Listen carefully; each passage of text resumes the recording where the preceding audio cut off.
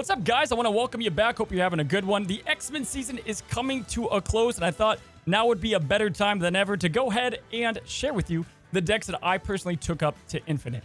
Now, we're also going to talk about some tips and tricks as well when climbing the Marvel Snap ladder. Whether you're trying to get to Infinite or, you want to go from 30 to 40 or 50 to 90, whatever that might be, my goal today is that you take something away from this video. I also want to talk about some decks that I used in some tournaments that performed really well against the top meta. If you know me at all, I don't love using the best of the best decks. I don't find it exactly fun. I like to find decks that are good that can compete against those decks, so we're going to kind of jump and dive into those today. Before we go into the decks themselves, I want to talk about a couple of MVP cards for myself. Not exactly the best cards to use, but the ones that I rely on all of the time, whether it be in tournaments or in competitive ladder play. And I want to start, obviously, with Daredevil. You're going to see a common theme today that I just think Control is in such a good spot. And it's really good at helping players that aren't super confident in all of their play decisions to make it a bit easier.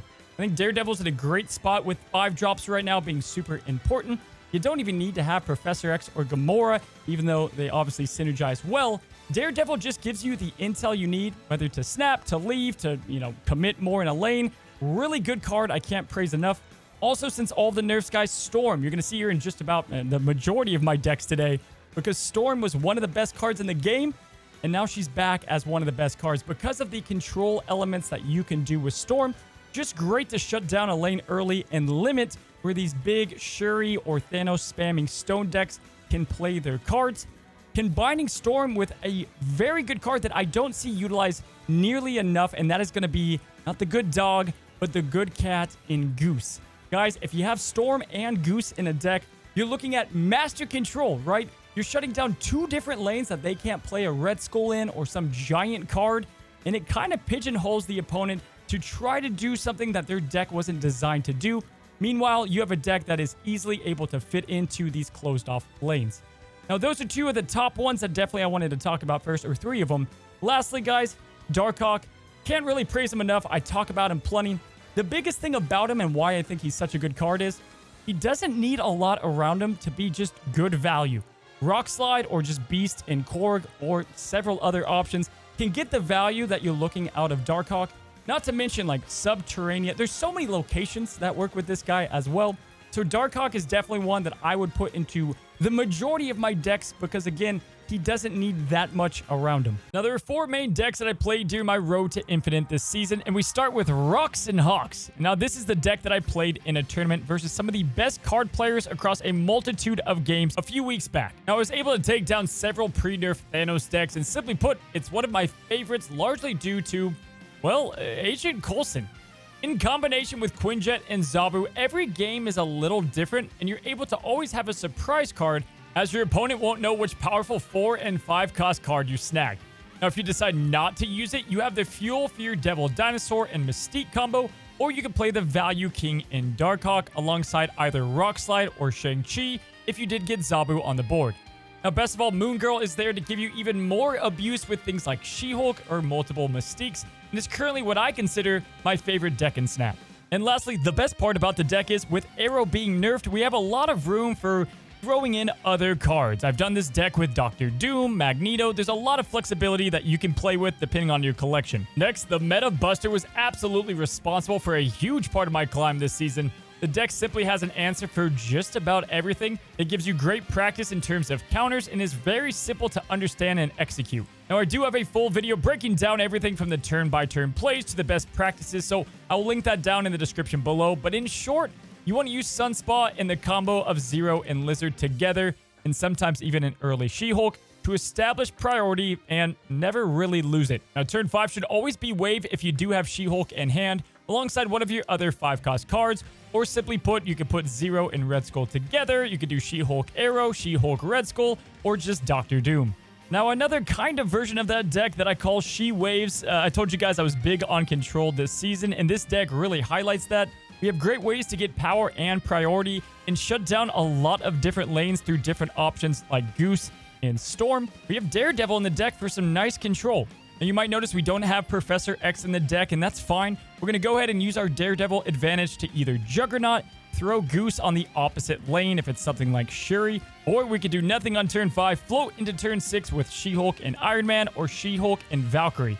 And of course, this deck has a similar strategy by playing Wave on turn 5 when able, or you can go ahead and use things like Mr. Fantastic and your ongoing options with Valkyrie for the easy wins. If you've been watching my channel for a while, you know that Sera Control is a deck that I love. Well, now we have Sera Hawk Control, and it is a tried and true deck with an explosive turn 6 finish that, for whatever reason, the majority of opponents I come across underestimate its true burst potential.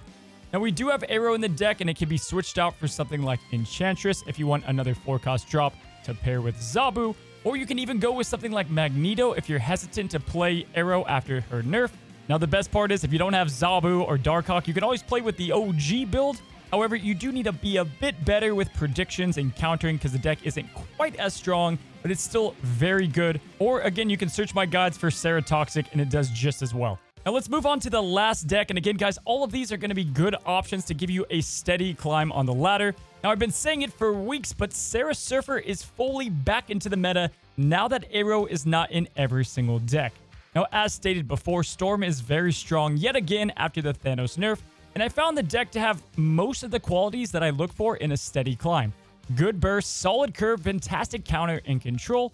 However, after playing with this a little bit, I decided to make a new mad scientist creation of a deck that, in fact, I did bring to the tournament as well, and that is the Stoned Surfer.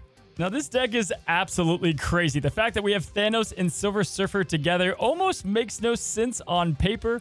However, there are a lot of flexible options that you can make it work for you, so don't be intimidated by kind of the rarer cards in the deck like Negasonic and Thanos.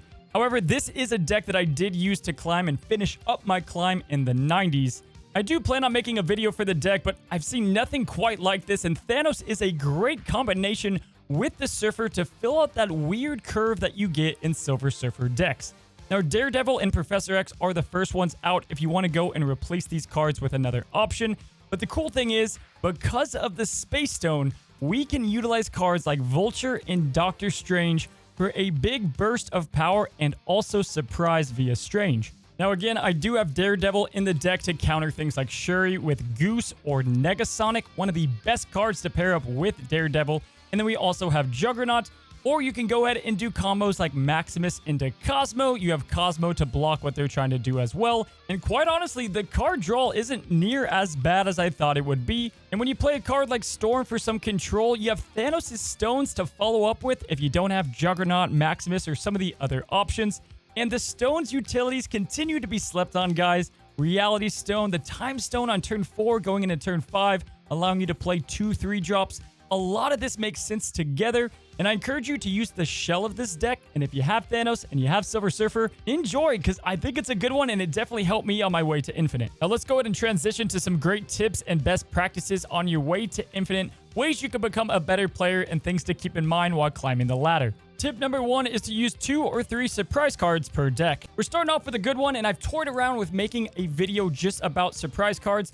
But in a nutshell, guys, you want to make your decks and have them include a couple cards that your opponent is not expecting. And I'm not talking about Doctor Doom or, obviously meta surprise cards at the moment. Shang-Chi just doesn't cut it anymore because everybody is expecting that for the most part.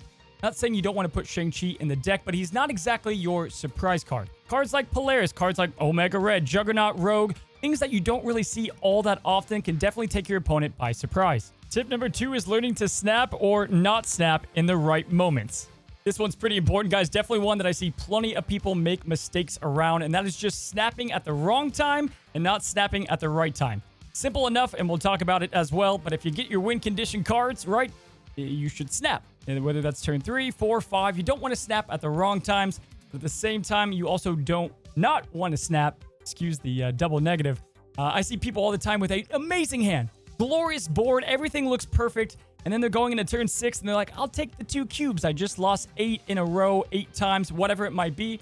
But then you're never going to climb, right? You want to be passive, but it's important to also know when to be aggressive. And it's good to learn this now before conquests when you're trying to do battle mode, because it's even more important in battle mode. Now, obviously, you want to know the deck you're playing, but more importantly, you want to know your win conditions. Listen, guys, it's important to know your deck, okay? It is. It's important to know how your deck works. But more importantly, the most important, is to know what cards and combos in your deck equals a good chance of winning, right? This ties into the snapping one that we just talked about. If you have the cards that you built your deck around and they're all in hand, that's when you're going to do the other tip we talked, and that's snap, right? You want to know when you have the favor, when you have what you're looking for, but also don't build a deck with only one set of win conditions. Those are those huge combo decks that might make a sexy clip that you can send to somebody, but they're not exactly reliable, right? You want to have decks that have multiple ways to win. For example, in the deck that I took in the most recent tournament I played in, I've got Darkhawk, I got Devil Dinosaur, I have Mystique and Zabu, and Agent Coulson. If I lay Zabu on turn 2, obviously I know I've got Darkhawk in hand to go ahead and be at 3, and I've got my Mystique, or maybe I've got my Darkhawk and Rockslide together for a huge combo, or I have Darkhawk and Mystique on the board, and I can play both Shang-Chi and Rockslide, adding to 2 different cards at the same time, and I can counter their best card on the board. So obviously that's a win condition for me, right? And there's multiple ones in that one deck. So really just breaking down the deck you're using and utilizing those conditions is a big priority and something to learn. But also, as a side note, guys, know your losing conditions, right? Like if I'm playing and Sokovia comes up and Darkhawk bites the dust, I probably should get the hell out of there, right? I probably should not be there. Tip number 4, guys, is have control of your mental state. Try not to tilt. Your mental state and not tilting. Now, this isn't the easiest thing to coach, guys, because naturally, I don't get frustrated all that much when playing this game. I have a lot of fun with it. But in general, I definitely have times where I've lost 5 battles in a row, or I did something. It happens to everyone, right? You do something, you know you're going to win, and some astronomical RNG happens, and you lose by 1 point, and you're ready to just uninstall Marvel Snap. Listen, first of all, you're not alone. It happens to everybody. But second, just step away. After that happens, it's probably not a good idea to go back into a battle and give it another go after you just had that happen, because you're going to tend to play more aggressively. You're going to get off your rocker a little bit, right? You're not going to be able to make the sound decisions that you typically do. But now also with this tip, I want to talk about rank climbing, right? Whenever you're at like 96 and going up to 100, or you're at 85 and you're going up to 87, or you're at 67, maybe 59, these are ranks that are almost at your goal, and you're going to put more pressure on you than you should have. In reality, these battles are pretty much the exact same thing as 81, 61, the lower numbers, but in your head, you're putting more pressure behind it, and that usually can result into you playing worse. And I just want to remind you guys, like, just take a breath, go in there, and you're going to be fine, right? And just get in a good headspace. The same thing applied in sports when I was doing football and tennis. You really just need to make sure that you know that your mental game can definitely affect whatever you're trying to do. It sounds funny with a card mobile game, but it's absolutely true, and it's helped me out a ton. Tip number 5 is knowing the meta. Now, this one's a tough one, right? Because it's a mobile game. Not everybody has time to know exactly every single deck they might come across, the dictionary of decks in Marvel Snap. But if you do want to give yourself a better shot at climbing, it's a good idea to know at least the top performers, or at the very least, like the best combo cards, right? You don't need to know the Shuri deck and the Lizard and the Zero. You need to know Shuri, Red Skull, and then Taskmaster or Arnim Zola, right? And so in my meta deck reports, I'm going to start putting some key combos to look out for in the current season. Definitely something worth learning. Now for the final tip, guys, make small changes and card adjustments to your deck. I want to talk about small adjustments. I don't know if this is you, but you'll make a deck, you'll go into a battle, you'll get your butt kicked. You go into another battle, you lose 8 cubes. You've done 2 battles, right? One was Ego. The other one, the guy was running a Shuri thing, and he happened to get it off perfectly. You do one more, and you lose. So you're like, all right, this whole deck sucks. I'm going to start from the ground up. We're going to get rid of everything, right? And start over. And I cannot tell you how many times that I see people try like 10 battles in a deck, and they just like kill it. It's done. Most of the time, it can be bad RNG, but a lot of the time, too, it's just a micro adjustment, right? So maybe in this deck that I'm playing, you can't see it all, but in the deck that I have here, maybe Agent Coulson, which is not the case, but maybe Agent Coulson just isn't the answer. I noticed in those 10 games, I never really utilized them. I picked other cards at lower cost, or I waited for higher cost cards, and I just didn't end up using that card. Just swap that one out. Identify the cards you don't even really like to use. In theory, they seemed like a good idea, but then you don't even touch them, right? And those small adjustments can help you build a deck that's more successful and find the holes and gaps that the deck you created needs. All right, guys, that's all I've got for you today. Thank you so much for stopping by and watching today's video. If you want this to be a monthly series, let me know. down below. Go ahead and comment if this is something you would like to see and what I could add to this video.